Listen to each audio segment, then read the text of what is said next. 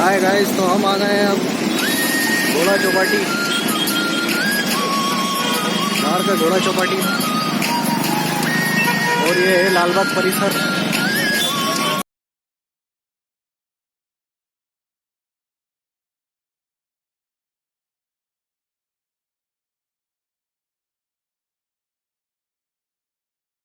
So guys, ये है धार का लालबाग परिसर और यहाँ पर एक कार्यक्रम का आयोजन रखा गया है, जन योद्धा नाट्य समारोह। चलिए आइए देखते हैं इसकी तैयारी कैसी हो रही है। ये देखिए,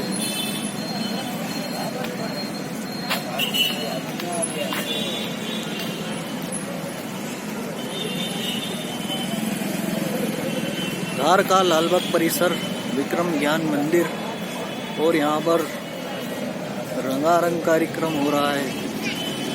बहुत ही सुंदर तरीके से सजाया गया है। ये है विक्रम ज्ञान मंदिर।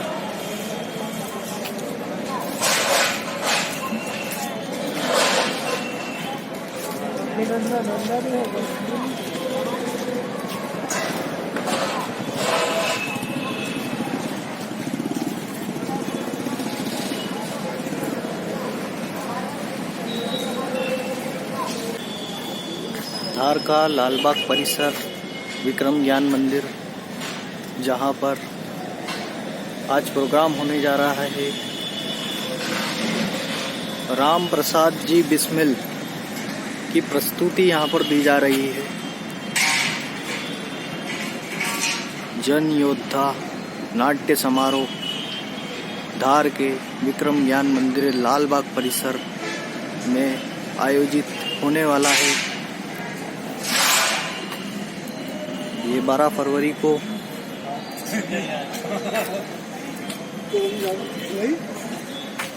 झांसी की रानी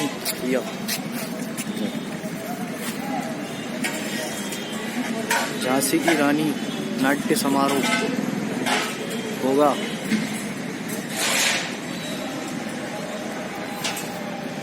और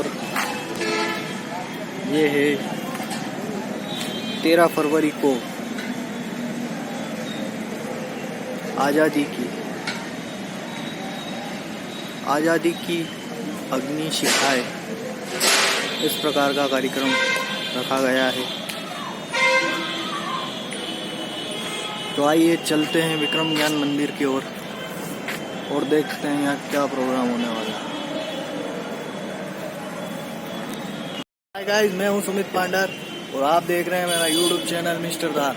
तो गाइस, आज हम जा रहे हैं विक्रम ज्ञान मंदिर में एक प्रोग्राम अटेंड करने, जो यहाँ पर होने वाला है। तो चलिए गाइस, चलते और देखते हैं कैसा हो रहा है प्रोग्राम। क्या लज्जत है कि रंगत से यही आती है दुआ, दम चले तलवार जब तक जान बिस्मिल में रहे।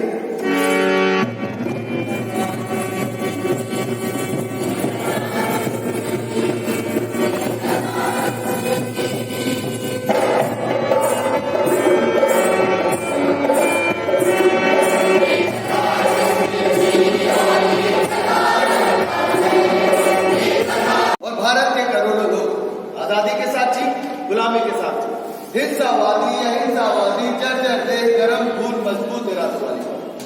सभी जानते हैं अमर शहीद राम प्रसाद बिस्मिल। सिंधु तट पर बैठकर उसकी गहराई का अंदाजा तो लगाया जा सकता है, किंतु जिसने गोता लगाया वो तले तक वही पहुंच पाया। राम प्रसाद को था कहां जो बिस्मिल में एक क्रांतिकारी देशभक्त बनने के अंतस में छुपे होते सैकड़ों चेहरे, जो शहादत के पूर्व शहीद हो चुके और दुनिया बुझ गए चिराग को सदियों सलाम करती रह जाती। मैं ऐसा नहीं करना चाहता, लेकिन हो गया। 19 दिसंबर 1927 को सुबह 6:30 बजे गोरखपुर जिला जेल में फांसी के उपरांत जेल का मुख्य द्वार बंद रहा। फांसी घर की दीवार तोड़कर मुझे परिजनों को सौंप दिया गया। लाखों हाथों का स्पर्श और असंख्य आंखों की नमी नसीब वालों के खुशपाती स्वदेश प्रेम युवा हुआ तो मुझे समझ आ गया ये फांसी दुखी है और उनकी दुर्दशा का जवाब दे और जिम्मेदार कोई और नहीं बल्कि ये सरकार ही है। सरकार का पार्टनर प्रयास बाकी करिए पार्टी जी। अभी चलिए लखनऊ स्टेशन लोग मन मालूम लगे आ रहे हैं, उनका स्वागत करने चल रहे हैं, लेकिन उनकी सवारी तो शहर से निकाली जानी है। स्वागत करने से मुझे कोई मंजूर नहीं है।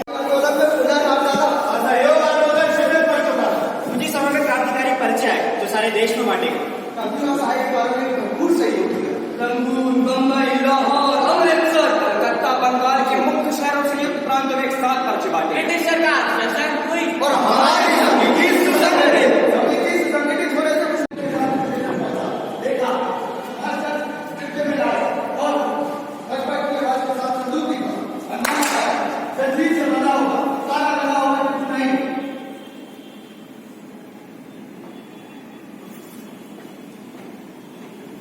समय साल की देखते हुए इनकम बनानी पड़ेगी देख लेना भाई कितना किया आपने गाड़ी नंबर 8 डाउन सहारनपुर से लखनऊ सही रहेगी।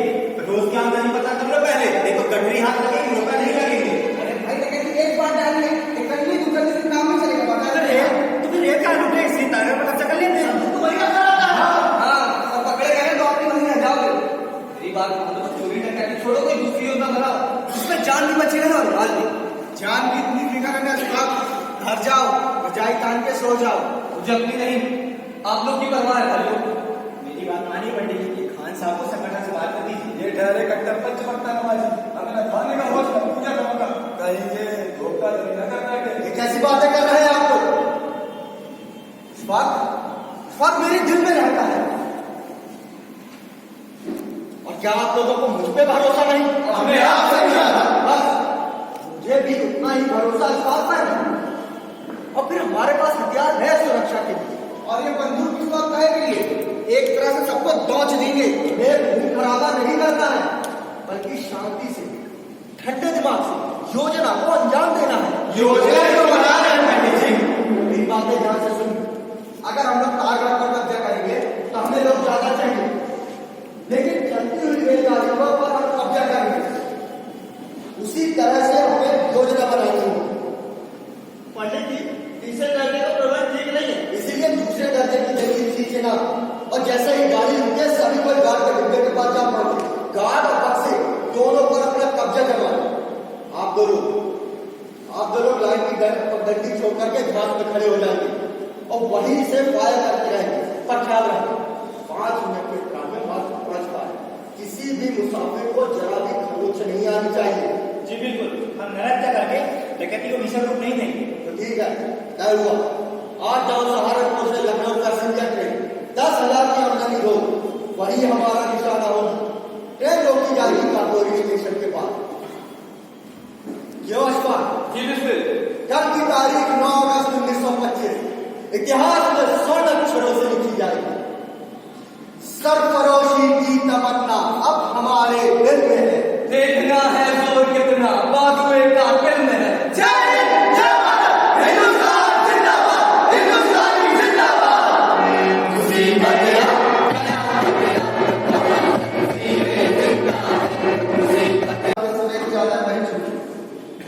ट्रेन चली हम लखनऊ शहर जा पहुंचे किसी ने न पूछा न जानना चाहा कि हम कौन है कहां से आए और इस तरह मात्र 10 लोगों ने एक ट्रेन को रोककर लूट लिया उस ट्रेन को जिसमें 14 अधिकारियों के पास बंदूक राइफलें थे 2 अंग्रेज सशस्त्र फौजी थे ड्राइवर इंजीनियर सभी शांत रहे उन्हें लगा 30-40 आतंकियों ने ट्रेन को रोककर लूट लिया पर यह जज्बा था मात्र 10 लोगों का जो उम्र में 22-23 वर्ष के थे बहरहाल उनका साहस उम्र से काफी बड़ा था अंग्रेजी सरकार का वो खजाना हमारे बड़े काम है सारे कर्ज निकल गए अस्त्रों की खरीद फरोख्त एक युवक दल बम बनाने में जुट गया क्रांतिकारियों के हौसले बुलंद हुए तो शासन भी मुस्तैद हो गया लाल डिब्बे में छूटी चादर अस्त व्यस्त दल के लोगों के सूचनार्थ हमारा गिरफ्तार होना निश्चित हो चुका था अंग्रेजी तंत्र इंडियन रिपब्लिकन एसोसिएशन के सदस्य को चारों ओर ढूंढ रहे थे हमारे चाहने वालों के साथ साथ घर परिवार के लोगों में भी चिंता के बादल छाए थे अब तो रही से कसर की जाती है इम्यूनिटी पुलिस चारों तरफ इंडियन रिपब्लिक एसोसिएशन के सदस्यों को ढूंढ रही है और हमारा नाम तो उनका मुखिया है भला वो कैसे बचेगा देखा नहीं, बस उन पर तसल्ली होती रहती है तो ये सही सलामत। अरे अब तो तुम दोनों उसे भूल ही जाओ वरना मन का छोड़ता रहे जिसे पूरा देश याद करता है उसे हम भूल जाए हत्या और डकैती का लांछन लगा है सरकार छोड़ेगी नहीं देख लेना पूरी कौम उसके साथ खड़ी रहेगी हमारे भी खाने के लाले पड़ जाएंगे आज दिन पुलिस दबी देती है मिस्टर हार्डिंग विभाग का निरीक्षक है पता नहीं क्या हादसा करेगा पुलिस का प्रबंध दूसरी तरफ हमारे आस्तीन के सापों ने क्रांतिकारी दल के ठिकाने बता 26 सितंबर 1925 को एक एक करके 40 गिरफ्तारियां हुई अलग अलग जिलों में गिरफ्तारियां हुई और सभी को अलग अलग कर दिया मित्र भयभीत हो जेल में आकर मिलना तो किसी ने किसी की खबर भी नहीं प्रातः 5 बजे देखा बनारसी लाल पुलिस से गाया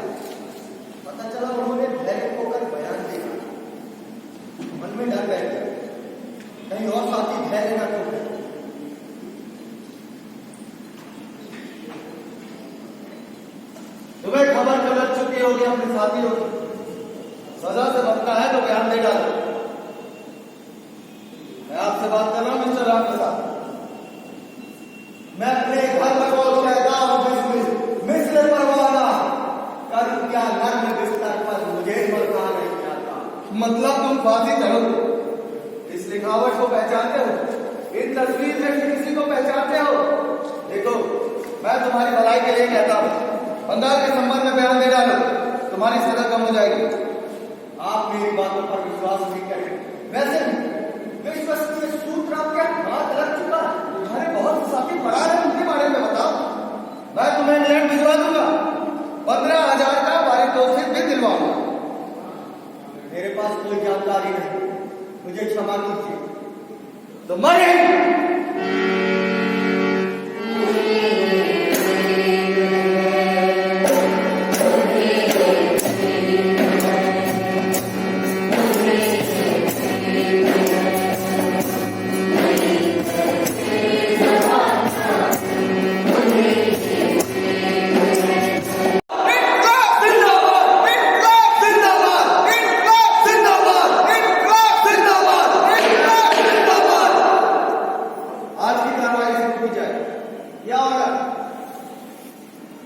काकोरी षड्यंत्र के मद्देनजर 6 अप्रैल 1927 को सेशन जज ने फैसला सुनाया। 18 जुलाई 1927 को अवध की कोर्ट में अपील हुई। अभियुक्तों को सजा हुई, कुछ पर ही नहीं। आज 22 अगस्त 1927 बारी है गुस्ताख मुंजिब रामप्रसाद बिस्मिल और उनके कई हथियारी साथियों की। रामप्रसाद बिस्मिल, राजेंद्र लाहौरी, रोशन सिंह तथा अशफाकुल्लाह खां को पूर्व में ही व्यक्तिगत निष्कासित किया, किंतु इनके लिए दूसरी सजाओं की सिफारिश है। कृपा मानिए तो गौर फरमाइए।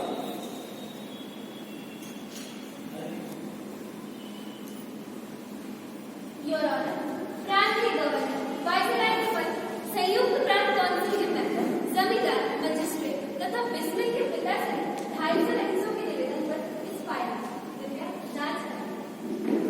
सर विलियम मैरिज की सरकार है, सजा को बदलना मुश्किल होगा। ये बताइए, आप चारों ने लेकर कोई पश्चाताप कर दिया है? जब गलती नहीं की तो पश्चाताप कैसा? अच्छा, लूटपाट, हत्या, डकैती ये सब गलती नहीं? सरकारी खजाने का हाथ साफ किया आपने? वो खजाना हिंदुस्तान की आवाम का था, सरकार का नहीं। जानते हो, तुम्हारी अर्जी से खारिज हो चुकी है। सरकार के पास पूरे सबूत है। जज साहब, सबूत के आधार पर सजा देनी है तो रोशन सिंह को बरी कीजिए। ये तो काकोरी केस में शामिल नहीं था। रहने दे भाई, इनके फैसले इनकी सरकार करती है, यह तो बस मोहर लगाते हैं। ये हमारी ड्यूटी है और मजबूरी भी। अब आप अपना काम कीजिए जज साहब। अब तो हिंदुस्तान की आवाम जो करेगी हमारी भलाई के लिए करेगी। हिंदू मुस्लिम एकता हमारा साथ देगी। अब स्वराज नहीं, मुसलमानों में से एक अशफाक बिस्मिल ने निकाला और अभी एक खान सैकड़ों सब जुटाएगा।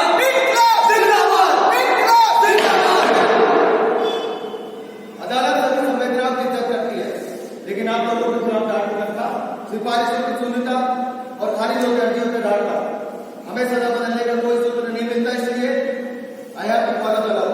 After taking account the entire evidence and argument of Kakuri case, the following person is proved: Mr. Ram Prasad Bismil, Asfaqullah, Roshan Singh, and Rajendra Lahiri. you may proceed, sir. The law and order in your hand. Now, according to Act 121A, 120B, 302. Mr. Ram Prasad, from here you get to know the degree of law. Excuse me, sir.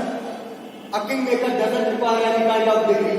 You please be continued. The case being attended of this been sentenced and the punishment given as follows: Mr. Ram Prasad Bismil, Asfaqullah, Roshan Singh, and Rajendra Lahiri to be hanged on 19 December 1947 by 6:30 AM. All were to be hanged by the neck till they die.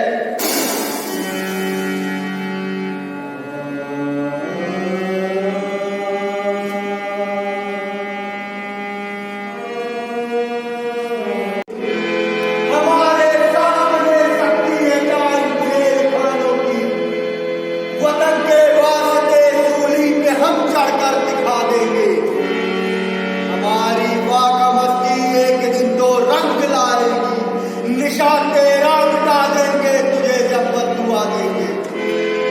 हजारों देश भागत को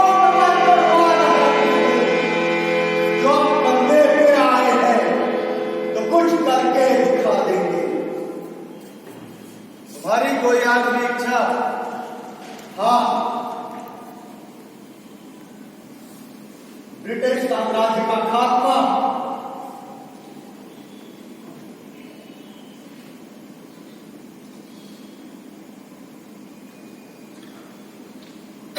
कभी तो कामयाबी पर मेरा हिंदोस्तां होगा। रिहा सैयाद के हाथों से अपना आशिया होगा।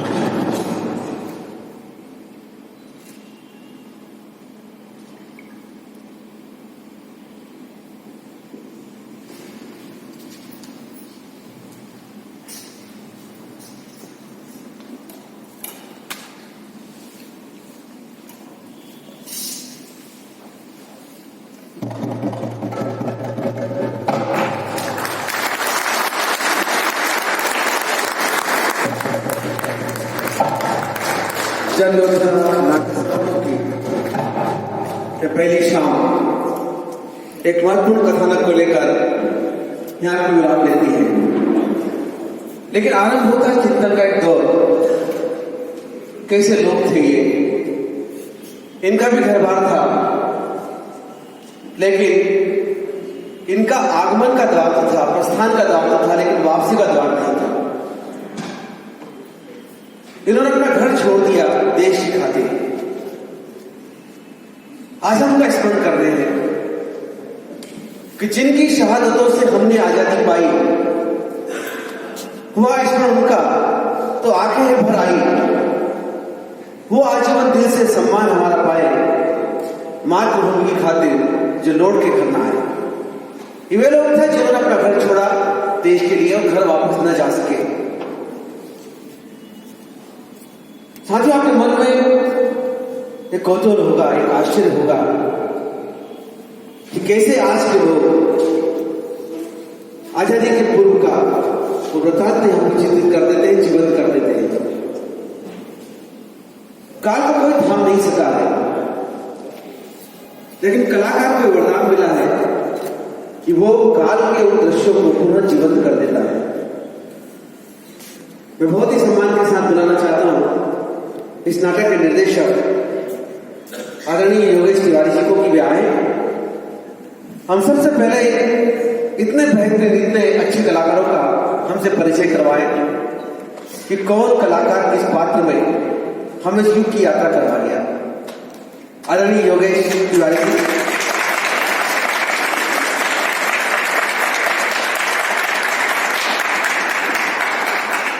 साथियों, बहुत कठिन होता है, ये नाटक रिकॉर्डेड नहीं था, संगीत वाद्य यंत्र भी जीवंत थे।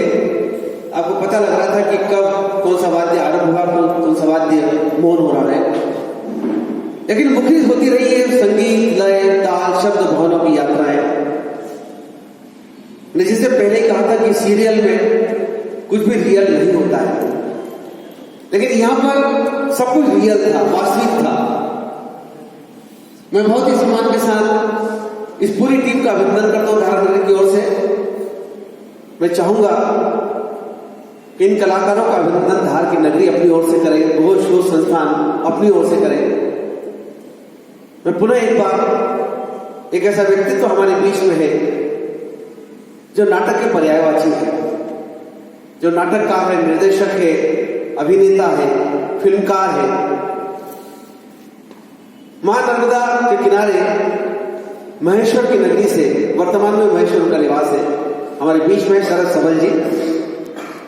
मैं धारा नगरी की ओर से, आप सभी की ओर से शरद सबल जी से अनुरोध करूंगा कि वे मंच पर आए और आज के नाटक के निर्देशक महोदय को इस स्मृति चिन्ह भेंट करें और प्रतीक के रूप में उनका सम्मान करके सभी कलाकारों का सम्मान करें।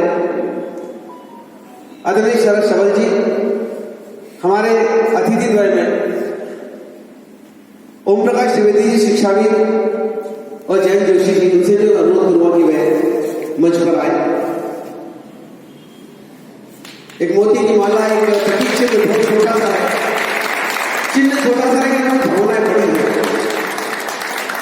धारा नगरी में ऐसे नाटक कभी कभी होते हैं और ये परंपरा बनी रहे, इसी प्रयास में हम सब लोग हैं। मैं आदरणीय शरद सबल जी से अनुरोध करूंगा कि वे हमारे अतिथि के साथ नाटक के निर्देशक महोदय योगेश तिवारी जी का सम्मान करें।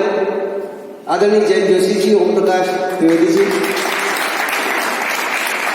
ये नगरी की ओर से एक छोटी सी भेंट है, लेकिन इसका भाव यही है कि पूरा नगर आपका सम्मान करता है कि आप उन परंपराओं को बना कर रखेंगे कि हमारे नाटक कैसे जिंदा और जीवित बने रहे। दोस्तों एक बड़ी जिम्मेदारी है कि पूरी धरा भी साथ दे तो और बात है, पूरी धरा भी साथ दे तो और बात है। चलने के लोग चल लेते एक पांव से भी, दूसरा भी साथ दे तो और बात है। इन्होंने इस एक पांव में बड़ी यात्रा, लंबी यात्रा की है। कटनी से आए प्रखर शीत है, 2 दिन से हमारी नगरी में है ताकि नाटक सफलतम हो सके। एक जिम्मेदारी आप सबकी भी है कि अपने साथियों के साथ ऐसी परंपराओं को बचाने के प्रयास में, क्योंकि भोज शोध संस्थान का प्रयास है कि भोजकालीन साहित्य के साथ साथ। हाय गाइस, कैसा लगा आपको ये नाटक? बहुत ही बढ़िया ना। बस ऐसे ही धार में होता रहता है और धार की जो भी एक्टिविटी होगी मैं आपको बताता रहूँगा। तो बाय।